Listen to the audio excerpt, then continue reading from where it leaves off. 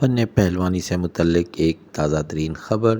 جولائی کی چلچلاتی ہوئی دھوپ میں گرم موسم میں ڈسٹرکٹ سیالکوٹ میں ایک بہترین دنگل کا انعقاد کیا گیا، جس میں عدنان پہلوان ٹائرہ والا اور معین پہلوان سیال کے مابین مقابلہ کروایا گیا اور جیتنے والے پہلوان کے لیے انعام رکھا گیا 0 میٹر CD70 ہونڈا۔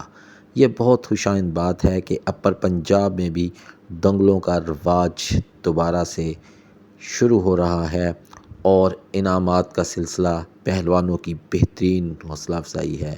تو دوستو، مقابلہ ہوا، دونوں پہلوان اپنی تیاری میں تھے، لیکن عدنان پہلوان ٹائرہ والے نے معین پہلوان سیال کو شکست دے دی اور یوں دنگل انتظامیہ نے عدنان پہلوان ٹائرہ والے کو ایک نئے CD70 موٹر سائیکل کی چابی دی اور اعلان کیا کہ دوبارہ یہاں پہ دنگل ہوگا اور اس میں انعام دیا جائے گا ہونڈا 125۔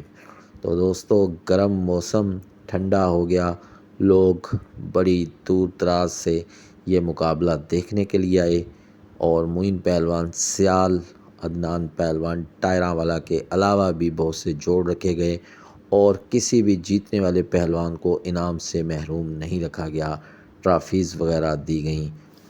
یوں عدنان پہلوان ٹائرہ والا نے معین پہلوان سیال کو شکست دے کے حاصل کی ایک نئی CD70 موٹر سائیکل۔ کا نمائندہ چینل چودھری کشتی چینل۔